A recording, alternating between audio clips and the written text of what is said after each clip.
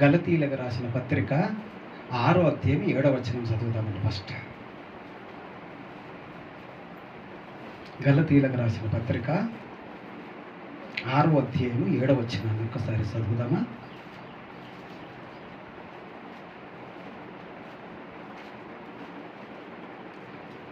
మోసపోకుడి, దేవుడు వెక్కిరింపబడడు.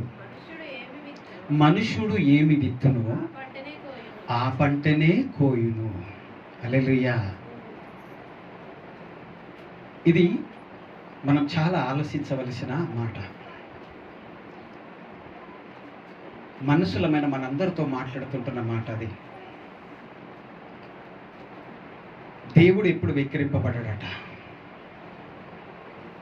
మనుషుడు అనేవాడు ఏం విత్తుతాడో అదే పంటను కోస్తాడు. మనము దేవుడు మంచి జన్మనిచ్చాడు, మంచి జీవితాన్ని ఇచ్చాడు, మంచి కుటుంబాన్ని ఇచ్చాడు. మనం జీవిస్తుంటున్న జీవిత విధానంలో మనం ఎలా జీవిస్తుంటున్నాము, మన జీవిత విధానమే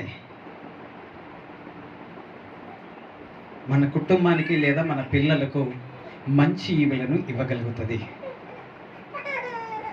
మనం ఎలాంటి జీవితాలు జీవిస్తున్నామో మనలను మనం పరీక్షించుకోవడమే ఈ వాక్యం ఒక సారాంశం. మనకిద్దరు వ్యక్తులు అంటే 2 రకాలుగా స్వభావం కలిగిన మనుషులను గురించి దేవుడు మనతో మాట్లాడుతున్నాడు. వాళ్ళు జీవిస్తున్న విధానంలో వాళ్ళు చేస్తున్న పొరపాట్లు లేదా చెడు దేవుడు అంటున్నాడు, నీ ఎదుట మంచిని ఉంచాను, చెడును ఉంచాను, జీవమును ఉంచాను, మరణమును ఉంచాను. ఏది కావాలో ఎన్నుకో.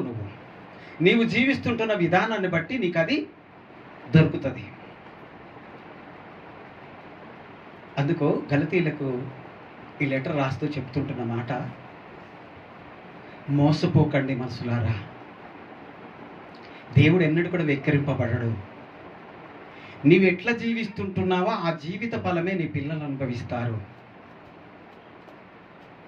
నువ్వు మంచిగా జీవిస్తున్నావా, నీ పిల్లలు మంచి ప్రయోజకులుగా మంచిని అనుభవిస్తారు.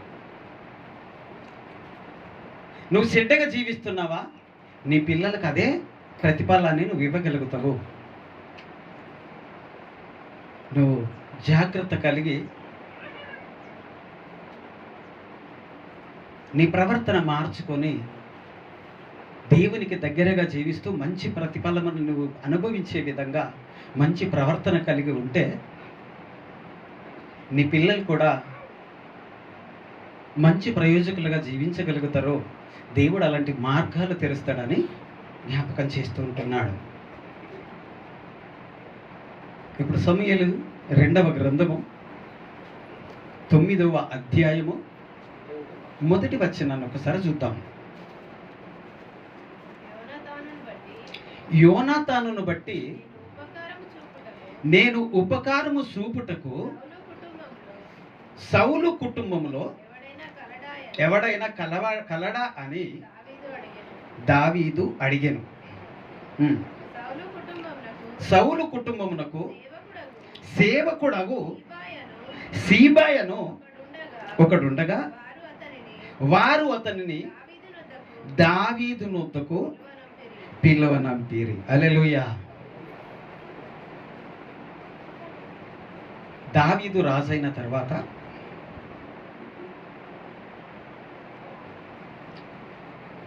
సౌలు కుటుంబములలో ఎవరన్నా శేషముగా మిగిలి ఉంటే వాళ్ళకి నేను సహాయం చేయాలి అనుకుంటున్నానని రాజు సెలవిస్తున్నాడు. ఇక్కడ ఎందుకు ఈయనకి ఆలోచన వచ్చింది అని అంటే, మొదటిగా నేను మంచి చేసిన వారు అనుభవించే విధానాన్ని నేను జ్ఞాపకం చేస్తాను. 2 పాయింట్స్ ఈ దినమున దేవుడు మనకు నేర్పిస్తున్నాడు. ఒకటి, నువ్వు చెడు చేస్తే ఆ చెడే నీకు ప్రతిఫలముగా వస్తుంది. నువ్వు మంచి చేస్తే ఆ మంచే నీకు సహాయముగా అందుతుంది. మొదటిగా మంచి చేసిన వ్యక్తి పరిస్థితి లేకపోతే అతని హిస్టరీని మనం తెలుసుకుందాం. మరి మనం ఏం చేస్తున్నామో మనం అర్థం చేసుకునేటానికి అవకాశం ఉంది. యోనతాన్ అని రాజైన సౌలు కుమారుడు యోనతాన్ అని ఒక ఆయన ఉన్నాడు. ఆ యోనతాను దావీదునకు మంచి మిత్రుడు. సమూయేలు గ్రంథము, ఈ పాఠం ఇక్కడ పెట్టుకోండి. మొదటి సమూయేలు గ్రంథము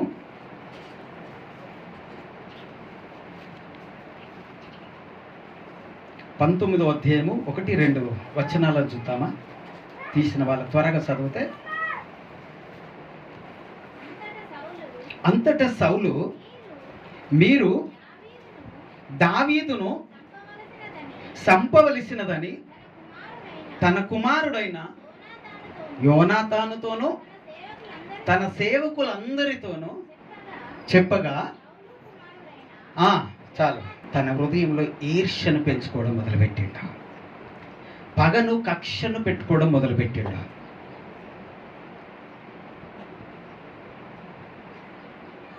విసపు చూపు చూడడం మొదలుపెట్టిండు. ఎప్పుడైతే విసపు చూడడం మొదలుపెట్టిండో దేవునాత్మ సౌలును విడిచిపెట్టింది. దావీదునకు తోడైన్నది.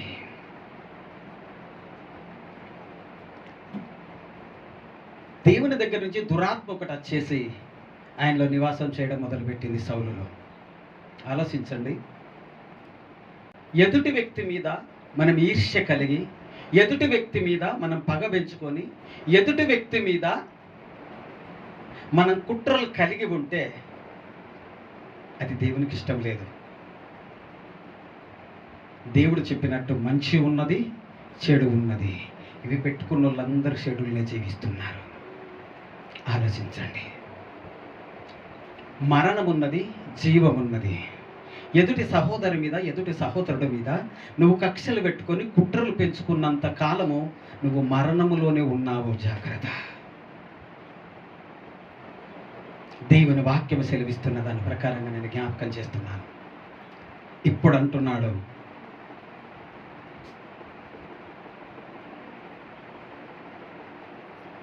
తన కుమారుణ్ణి పిలిచి సౌలు అంటున్నాడు, దావీదును చంపేయాల అని తన కుమారుడితోనూ తన పనివారితోనూ కూడా ఈ మాట చెప్పిండు. ఇది మంచా చెడ? దావీదును సౌలు చంపుదామన్న ఆలోచన చెడు, తప్పు, పాపం. రాజైన సౌలు చెడులోనే జీవిస్తున్నాడు, కుట్రలోనే జీవిస్తున్నాడు, పగలోనే జీవిస్తున్నాడు, ఎదుటి వాళ్ళకి అన్యాయం చేయడానికే జీవిస్తున్నాడు, లేదా పాపములోనే జీవిస్తూ వస్తున్నాడు. రెండో వ్యక్తి యోనతాను.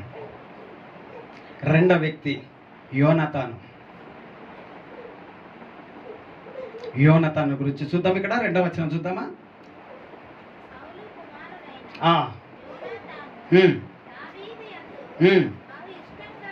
ఎలా కలిగిన వాడట? బహు ఇష్టము కలిగిన వాడట. యోనతాను దావీదును చాలా ప్రేమిస్తున్నాడు, చాలా ఇష్టపడుతున్నాడు. దావీదు అంటే అతని క్రియలు కానీ, అతని యుద్ధం కానీ, అతని ధైర్యము కానీ, అతని మంచితనము కానీ యోనతాను చాలా ఇష్టపడ్డాడు. మంచి ఫ్రెండ్గా ఏర్పరచుకున్నాడు, మంచి స్నేహితుడిగా ఏర్పరచుకున్నాడు. అయితే తన తండ్రి అయిన సౌలు దావీదును చంపుదామన్న ఆలోచన చేయగానే సీక్రెట్గా వెళ్ళి దావీదును కలిసి, మా తండ్రి నిన్ను చంపాలనుకుంటున్నాడు కనుక రహస్యముగా నువ్వు ఒక చోట దాగి ఉండు. ఒక చోట నువ్వు దాగి ఉంటే నాకు తెలిసిన అప్డేట్ ఏమైతున్నాయో, నాకు మా నాన్న దగ్గర నుంచి ఏ విషయాలైతే తెలుస్తుంటాయో నేను వెంట నీకు చెప్తాను అని తనను మరణము నుండి లేదా భయంకరమైన కదా ఆ స్థితి నుండి యోనతాను దావీదును కాపాడిండు. ఇది మంచా చెడా? హల్లెలూయా. సౌలు ఆలోచించిన విధానము చెడు, యోనతాను ఆలోచించిన విధానము మంచి. ఈ మంచి చేసిన యోనతాను విధానాన్ని బట్టి, అతని జీవిత విధానాన్ని బట్టి, అతని సాక్ష్యమును బట్టి, అతని స్వభావాన్ని బట్టి, అతని ఆలోచన విధానాన్ని దేవుడు చూసి దావీదును ప్రేరేపిస్తున్నాడు. హల్లెలూయా. ఏమని? దావీదు రాజ్యంలోనికి వచ్చినప్పుడు, దావీదు రాజుగా అభిషేకించబడిన తర్వాత సౌలు సంతానం ఎవరైతే ఉన్నారో వారిలో ఎవరైనా మిగిలి ఉన్నారా, వాళ్ళకు నేను సహాయం చేయాలనుకుంటున్నాను అన్నాడు. అప్పుడు సౌలు దగ్గర పనిచేస్తున్న ఒక అతన్ని పిలిచి రాజు దగ్గర నిలబెట్టారు. ఇప్పుడు రెండో గ్రంథములకు వద్దాము. 9వ అధ్యాయము 2వ వచనము. సౌలు కుటుంబమునకు సేవకుడాగు సీబాయను ఒకడుండగా వారు అతనిని దావీదు యొద్దకు పిలువనంపించిరి. రాజు, సీబావు నీవే కదా అని అడగగా అతడు, నీ దాసుడనైనా నేను సీబాను అనను. రాజు, యెహోవా నాకు దయచూపునట్లు నేను ఉపకారము చేయుటకు సౌలు కుటుంబములలో ఎవడైననొకడు శేషించి ఉన్నాడా అని అతనిని అడగగా, సీబా యోనాతానుకు కుంటి కాళ్ళు గల కుమారుడు ఒకడు ఉన్నాడని రాజుతో మనవి చేసెను. హల్లెలూయా. కుంటి కాళ్ళు గలవాడు. అతను తన ఇంటికాడ కూడా లేడు, ఇంకోళ్ళ ఇంటికాడ ఉన్నాడు. ఆయన ఎక్కడున్నాడు ఆయన అనేది చెప్తే ఆయన చెప్తున్నాడు పలానా వాళ్ళ ఇంటికాడ ఉన్నాడు అని. వెంటనే మనుషుల్లో పంపించి ఆ కుంటి కాళ్ళు కలిగిన యోనాతాను కుమారుడిని తీసుకొచ్చేశాడు. యోనాతాను కుమారుడు అంటే వాళ్ళ కుటుంబంలో దాదాపు అందరూ చనిపోయిన తర్వాత అతనికి ఉన్న స్వాస్థ్యము మొత్తం, భూములు జాగాలు ఇండ్లన్నీ కూడా దోషేసుకున్నారు. ఏం లేవు, ఉందామంటే కూడా ఇల్లు లేని పరిస్థితుల్లోనే యోనాతాను కుమారుడు ఉన్నాడు. అది ఇంకొకరి ఇంటికాడ ఉన్నాడు. యోనాతాను చేసిన ఆ మంచి పనిని బట్టి, యోనాతాను జీవించిన ఆ మంచి జీవితాన్ని బట్టి, ఆయన మంచి స్వభావాన్ని బట్టి దావీదునకు దేవుడు ప్రేరేపించి యోనాతాను కుమారుణ్ణి పిలిపించాడు. పిలిపించి ఇక్కడ ఈ అధ్యాయం 9వ అధ్యాయం కూడా మొత్తం మనం చదువుకుంటూ వెళితే అతనికి ఉన్న భూమి జాగలు, ఇండ్లు కానీ అతనికి ఉన్న స్వాస్థ్యము ఏదైతే ఉన్నదో తిరిగి అతనికి ఇప్పించాడంట. హల్లెలూయా. తిరిగి అతని కుమారుడికి అది ఇప్పించి ఆయనను తీసుకొని వచ్చేసి, నా రాజకుమారులలో ఒకనిగా నా బల్ల యొద్దనే అతను భోజనము చేస్తాడు అన్నాడంట. హల్లెలూయా.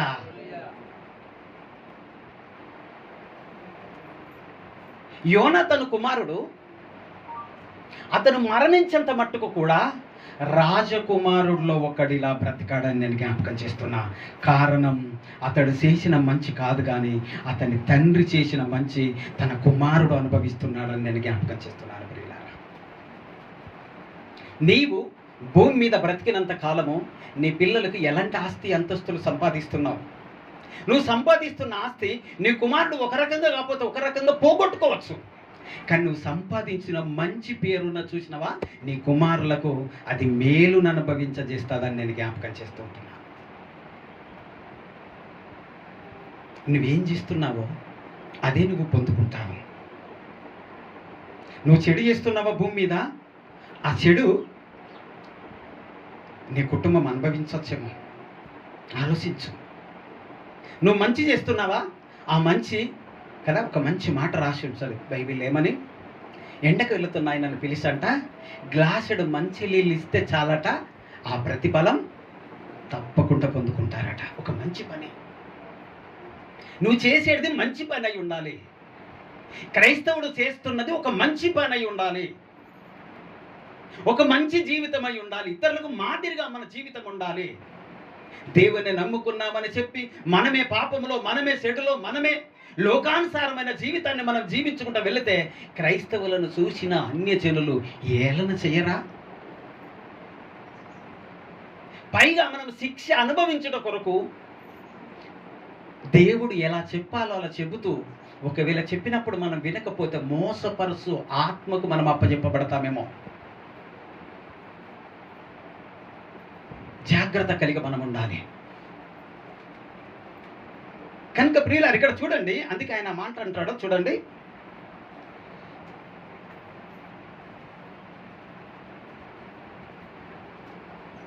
ఎనిమిదవ వచనం చూద్దాం నాన్న.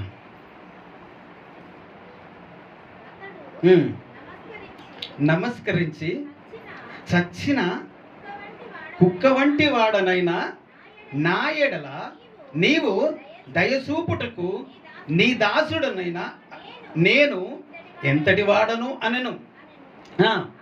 అప్పుడు రాజు సౌలు సేవకుడైన సీబాను పిలిపించి సౌలునకును అతని కుటుంబమును కలిగిన సొత్తంతటిని నీ యజమానుని కుమారునికి నేనిప్పించి ఉన్నాను. కాబట్టి నీవును నీ కుమారులను నీ దాసులను అతని కొరకు ఆ భూమిని సాగుబడి చేసి నీ యజమానుని కుమారునికి భోజనమునకును ఆహారము కలుగునట్లు నీవు దాని పంట. హల్లెలూయా. యోనాతాను చేసిన ఆ మంచి పని తన కుమారుణ్ణి ఒక యజమానుని చేసిందండి. ఆలోచించండి, ఏమీ లేని యోనాతాను కుమారుడు సర్వము కలిగిన వాడు. అతను తన సొత్తు అంతా కూడా, తన ఆస్తి అంతా కూడా తన కలిగి ఒక యజమానుడిగా మార్చబడ్డాడు. రెండవది, ఆయనకు పనివారిగా కలిగి ఉంటున్నారు. ఇక్కడ చూడండి ప్రియులారా, తన తండ్రి లేకపోతే తనకు కలిగిన తన తాత సౌలు పని వాళ్ళందరూ కూడా ఇతనికి దాసులుగా ఉండిపోయినారు. ఇక్కడ గమనించాలి. ఆ భూమి జాగలు ఏవైతే వచ్చినాయో ఆ భూమి జాగ అంతా కూడా దాన్ని సాగు చేసి పంట పండించి ఆ పంట పండించినదంతా కూడా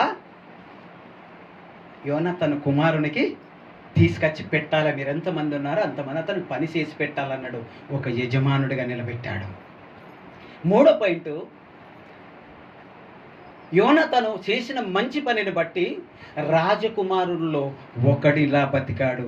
ఆ కుంటైన రాజులు తినవలసిన భోజనాన్ని ఆ కుంటైన తినగలిగినాడు. నాలుగో పాయింట్, కారణం ఏంటంటే యోనాతాను చేసిన మంచి పని. మరి నీవు నేను మనమేం జీవిస్తున్నాము? ఇది మొదటిది. రెండవది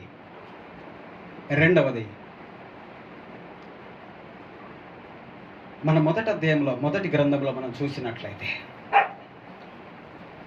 ఎప్పుడైతే దావీదు మీద సౌలు విసపు చూపు చూడడం మొదలుపెట్టిండో, చెడు కార్యాలు చేయడం మొదలుపెట్టిండో, దేవునికి ఇష్టం లేని పనులు చేయడం మొదలుపెట్టిండో, చివరికి ఆయనే ఆత్మహత్య చేసుకొని చచ్చిపోయాడు సౌలు. సమాధాన పడటానికి ఇష్టపడలే. దావీదు ఎన్నో మార్లు సమాధాన పడటానికి ప్రయత్నాలు చేశాడు, కానీ సౌలు ఇష్టపడలే, సమాధాన పడలే. ఒకే మనసు, చెడ్డ మనసు కలిగే ఉన్నాడు. చంపాలి, ఎక్కడికి దావీదును చంపేయాలన్న ఆలోచన కలిగి మాత్రమే ఉన్నాడు. అతడు జీవించిన ఆ తప్పుడు విధానం ఏదైతే ఉందో, అతడు జీవించిన చెడ్డ విధానం ఏదైతే ఉందో, ఆ పాప స్వభావము, ఆ పాపపు ఆలోచన, చెడ్డ క్రియలు ఏమైతే ఉన్నాయో, యోనాతాను కూడా అక్కడే చనిపోయాడండి. తండ్రి చేసిన ఆ తప్పుడు క్రియలు కుమారుణ్ణి కూడా బలి తీసుకున్నాయి. అదే తండ్రి బ్రతికి ఉండగా, యోనాతాను బ్రతికి ఉండగా, ఆ తండ్రి చేసిన మంచి క్రియలు తన కుమారునికి మంచి మార్గాన్ని చూపించాయి. ఇప్పుడు ఆలోచించండి, తల్లిదండ్రులుగా మనము ఏం విత్తుతున్నాము లోకంలో? మంచినా చెడునా? నువ్వు చెడు విత్తి ఎవరికి తెలియదు అనుకుంటున్నావేమో, నువ్వు చెడు కార్యాలు చేసి ఎవ్వరు చూడట్లేదు అనుకుంటున్నావేమో. పైనున్నవాడు అందరినీ చూస్తున్నాడు. మనుషులు అనేవారు నీ మీద పగ తీర్చుకోకపోవచ్చు, మనుషులు అనేవారు నువ్వు తప్పు చేసినవని ఎత్తి చెప్పకపోవచ్చు. పైనున్నవాడు నీకు తీర్పు తీర్చేవాడు. నువ్వు మంచి జీవిస్తున్నావా, చెడు జీవిస్తున్నావా? నువ్వు చెడు జీవించి భూమి మీద బతికినంత రోజులు ఎంజాయ్ చేసి చచ్చిపోతావు మంచిగానే. నీ పిల్లల జీవితం ఎలా మారుతుందో ఆలోచించగలిగినవా? ఈ సారాంశం నీకు అర్థమైతే నీ పిల్లల జీవితం నీ కళ్ళల్లో కనబడాలి. నీ పిల్లలు ఎలా జీవించాలో నువ్వు చేస్తున్న విధానాన్ని బట్టి నీ పిల్లలు ఎలా జీవించబోతున్నారో కూడా నీ కళ్ళల్లో కనబడాలి.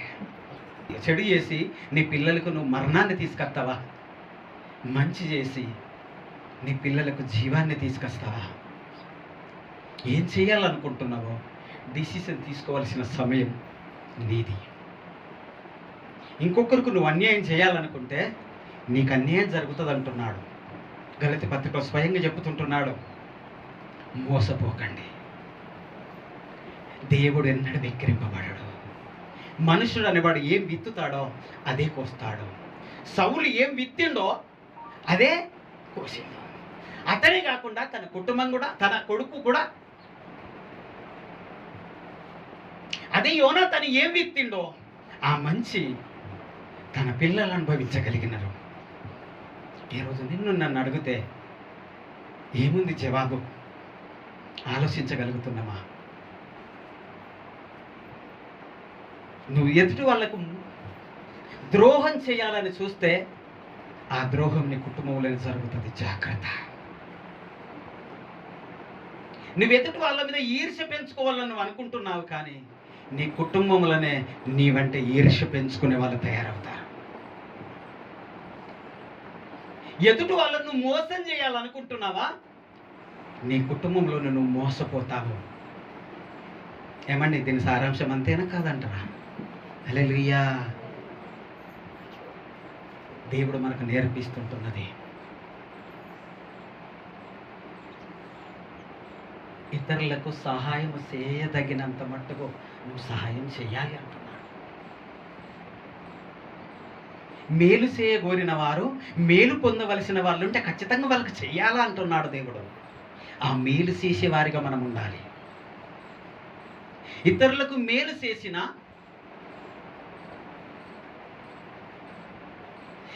బైబిల్లో మనము చూస్తే ఇతరులకు మేలు చేసిన ఏ వ్యక్తి చెడిపోయినట్లు ఎక్కడ కనబడలేదండి. దేవుడు వారిని దర్శించాడు. దానికి మనకు అపొస్తలుల కార్యాలు 10వ అధ్యాయంలో ఒక వ్యక్తి కనబడతాడు. ఎవరండి? నేలి అని ఒక భక్తుడు ఉన్నాడు కదా. ధర్మకార్యములు చేసేవాడట అతడు. అంటే ఇతరులకు సహాయము చేసేవాడట. విడిచిపెట్టాడా దేవుడు అతన్ని? అతనికి ఏం అవసరం అయ్యలేదా? మరి నీవు ఇతరులకు సహాయం చేసే బిడ్డగా ఉండాలి, కానీ ఇతరులకి కీడు చేసే విధంగా ఉంటే నువ్వు కీడే అనుభవిస్తున్నావు కదా, నువ్వు చెడే అనుభవిస్తున్నావు కదా. ఇతరులను పోగొట్టాలని నువ్వు ఆలోచన చేస్తే నీ కుటుంబంలో నష్టం జరుగుతున్నది, నీ జీవితంలో నష్టాన్ని అనుభవిస్తున్నావు కదా. అందుకే నీవు జీవిస్తుంటున్న నీ జీవిత విధానము నీ పిల్లలకు ముండ్ల బాటను పోస్తున్నావా లేదా పూల బాటను పోస్తున్నావా? తల్లిదండ్రులైన మన చేతిలో ఉన్నదని జ్ఞాపకం చేస్తున్నాను. ఇంకా నాకు పెళ్లి కాలేదు కదా, పిల్లలైన వరకు చూద్దాం అనుకోకు. ఇంకా నాకు పిల్లలు కాలేరు కదా అని అనుకోకు. నా పిల్లలు పెద్దోళ్ళు అయ్యారు కదా, ఇంకా వాళ్ళ కుటుంబం వాళ్ళు ఉన్నారు కదా, మంచి బతుకుతున్నారు కదా అనుకోకు. ప్రళయం వచ్చినట్టుగా ఒక్కసారిగా అది మీదొచ్చి పడేదాకా తెలియదన్న సత్యాన్ని జ్ఞాపకం చేసుకో. ఆలోచించు. నీ పిల్లలకు ముండ్ల బాటనేసి నడిపించాలనుకుంటున్నావా ముళ్ళ మీద, లేదా పూల బాటేసి మంచి చక్కగా ఆరోగ్యం కలిగి నడిపించాలనుకుంటున్నావా? నువ్వు ఆలోచించు. కొద్ది మాటలు దేవుడు మన ఆత్మ నిమిత్తమై దీవించును కాక. ఆమేన్.